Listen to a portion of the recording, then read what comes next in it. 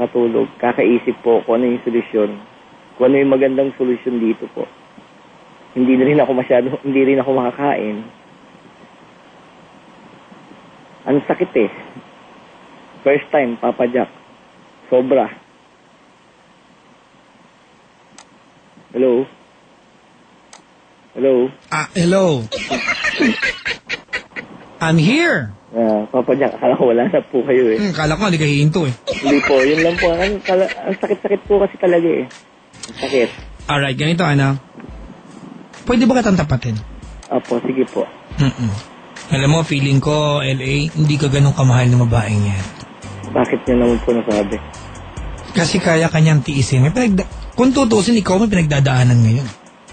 Ikaw yung problemado at pinababayaan ka niya.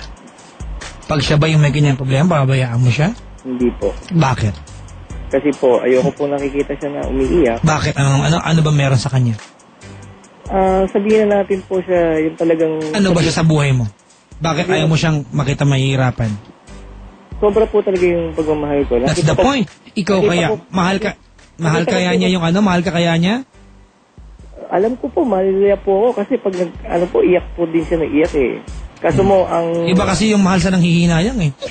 Ang problema lang po kasi Papa Jack talagang hindi lang po siya makagawa ng paraan. Kasi nga, yung parents niya nga po, ay mga kapatid niya rin po. Ayun yan po, hindi po kasi siya yung tao na basta gagawa na lang ng isang desisyon na may maapektuhan na magulang, kapatid, o ibang tao. Hindi po siya yung tao na nagagawa ng sabihin natin na masama.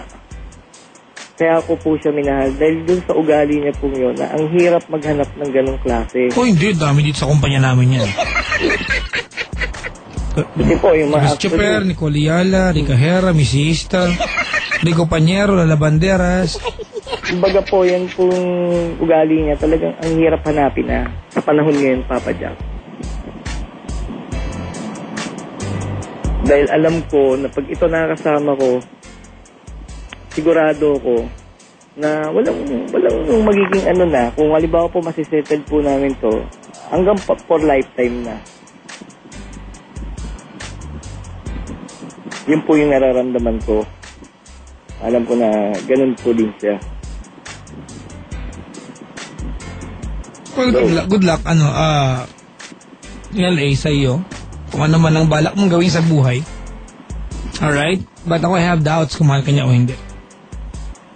I have doubts kung kaya niyang, if he can be by your side through thick and thin, for better or worse. Ako, nagdududa ako. Kasi ngayon, iniisip ko kung yung mahal ko may pinagdadaan ng problema at masakit sa akin, pero mahal ko siya, hahayaan ko ba siyang mag-isa sa pinagdadaanan niya? Hindi. Kahit masakit sa akin, tutulungan ko siya. Pero ikaw, pinababayaan ka niya. I don't know. Hindi naman po actually pinababayaan. Magkasama nga po kami kumuha nung para malaman namin yung totoo. Kanina lang po. Magkasama po kami na kumuha kahit pinagbabawalan po siya ng magulang niya na... Pero lalayuan ka niya. Diyan ka muna, ayusin mo yan ha. Sabi mo yan eh. Opo, yun yung text niya po sa akin. Ayusin niya muna po daw yung buhay niya. O, diba? Ayusin ko yung buhay ko muna. Kung ikakasal na kayo, bakit buhay niya? Dapat buhay ninyo. Hindi na nga po. Anyway, LA, good luck. Alright, abogadong tawagan mo sa bagay na ito. Yun na nga po. Okay, kung pa pwede ba rin, pawalang bisang naganap na kasalan na peke. Sa'yo Jing! Paano ipapawalang bisa ng isang dokumentong peke naman? Hindi po, may record naman po eh. Magulo eh, no? Opo, magulo nga po. Tumatala ba yung bisa pag pinawalang bisa ng isang bagay na wala namang bisa? Kaya nga po, naguluhan din po ako doon. Kaya ako naguluhan. Di ba naman pakasal ka, kukuha ng CENOMAR, Certificate of No Marriage? O tama, sabi ni Selon Ching, pag mapakasal ko, kuha ka ng Certificate of No Marriage. No marriage. Sabi ni Selon Ching, kapag nakakuha ka ng CENOMAR, yan po. Certificate of No Marriage, di ba? Yun ang katibayan na hindi ka pa kinasal dati. Kasi po kumuha po ako sa munisipyo po. Nang? Senomar o si Jomar? Hindi po, may kinuha po ako certificate na talagang walang record po. Baka naman Certificate of Appreciation yan. Tapos po, ang sabi sa akin ng munisipyo po, kung wala daw record po sa kanila, ibig sabihin wala raw record po sa NSO. So, hindi na ako kumuha sa NSO. Baka may kapangalan ka lang. Hindi ko rin po alam. Kasi di same din po yung pangalan ng babae. Baka may kapangalan din siya. Hindi ko rin po alam eh. Yun nga po, doon ako naguguluhan. Kasi 15 days lang po, ang pagitan nung kinuha ko, doon sa lumabas po na kasal po kami.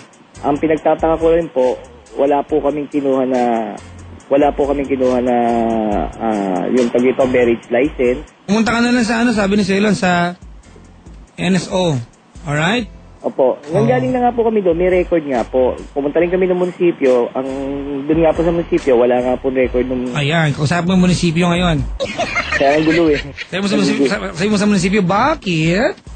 Ganun yung tono. Bakit? Ngayon, ang explanation... Bakit ako may record sa inyo?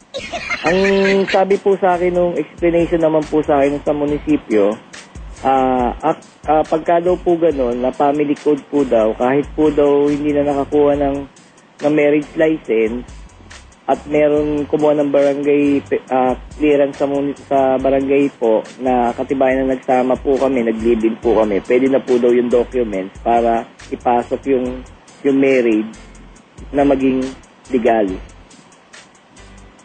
Ganun na lang, basta pag may government record, ibig sabihin legal. Yun na alright? po. Okay, kung ano man yung tamang paraan para ipawalang visa, gawin mo na lang. At the same time, sana masamahan ka ng girlfriend mo, di ba, sa pagdadaanan mo. Alright?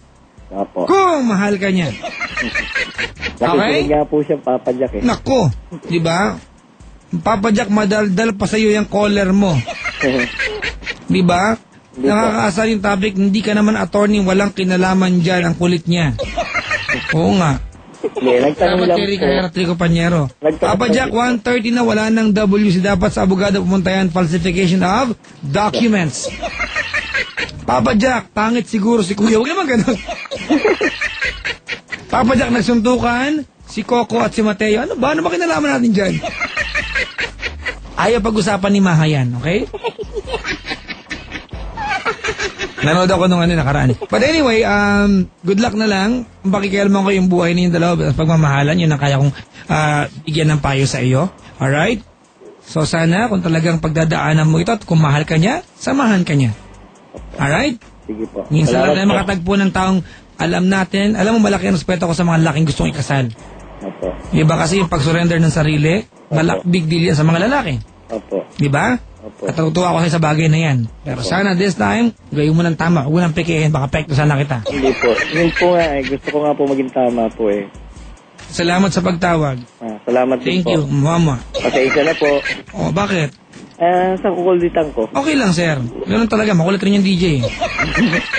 Thank you sa pagtawag. Sige po. Salamat po. Mga kaibigan, mamaya kakausapin ko si Sandron sa kabilang line. Kung mananalo siya ng 1,000 from Coca-Cola. Di ba?